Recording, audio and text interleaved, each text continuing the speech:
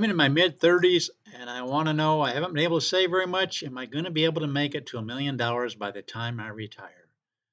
Well, let's say you have $35,000 and you're 35 years old, which may not seem like very much, but let's say you can save $300 a month and you increase that by 3% a year. In other words, 300, 309, 318 going down through there. If you're 35 years old, you'll be 30 years. In 30 years, you'll be 65. In 32 years, you'll be 67. Full retirement, Social Security age. So we're going to look at these two columns. What we're just simply going to do is run the numbers for the last 100 years, using numbers from the last 100 years from the S&P 500 and project ahead what you might have in the future given those same type of numbers. And we're going to come up with a range because in the next 35 years, you could have some good decades, some bad decades. You're almost guaranteed to have some of each. So let's go ahead and run the numbers. Again, we're looking at somebody that's 35 years old. We're going to look at the 30 and 32-year column. Let's say you've already been able to save up 35,000, which may not seem like much for a 35-year-old. But if you can just put $300 a month away and increase that by 3% a year, look at the 30-year column. Over that 30 years, you will put in $206,000. And in the worst 30-year period in the last 100 years, using those returns, you'd have 1.159 in the future. The median in this column is 1.701, and you could have as much as 4 million. That's the range we're talking about here. But I want you to notice the actual stats for the 30-year column. 100% of the time, you'd have over $1 million. With this scenario, folks, $35,300 a month, increasing that by 3% a year. Worst case scenario, you'd have 1.159.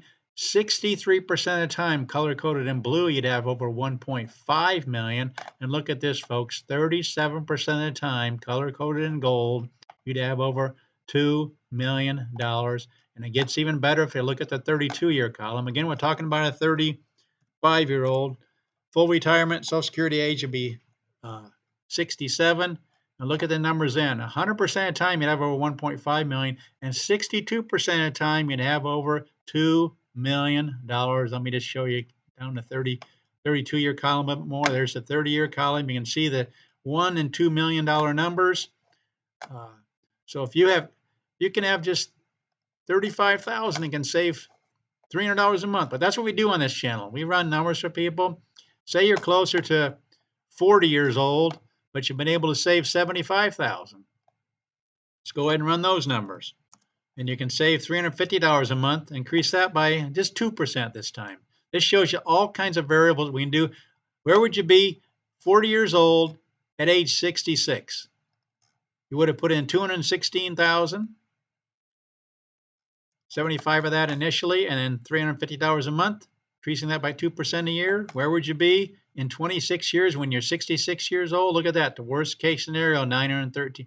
Again, this is the worst case. The median would be 1.553. Let's break this down the 26-year column here. See what the breakdown is. 97% of the time, you'd have over $1 million. There's just a couple you'd have less than $1 million, right there and right there.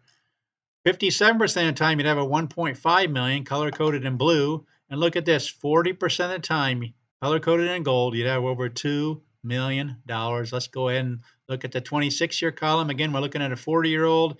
There's a big stretch down through there. If we have returns like those, you'd have over $2 million. Let's go down through here. Over 1 million is in green, and over 1.5 million is in blue. But that's what we do on this channel. We run numbers for people. We want to encourage you to show you it doesn't take that much. Even if you're 40 years old, and again, we can run any numbers, your beginning balance over here, and see where you might be in 26 and 28 years. And if you're different ages, we'll go ahead and run those too. But that's what we do on this channel. We run numbers for people. We want to encourage you to, no matter where you're at, if you have 25 or 30 or 35 years, get the money working for you. Just put it in the S&P 500 and see what might happen the next 25, 30, 35 years or whatever time period you have left. And again, we'll run numbers for anybody. Please subscribe to this channel. Please share this channel with others. Let them know there's a channel out there that'll run numbers for them. This is a unique channel, I believe. I don't think anybody else is doing it quite this way.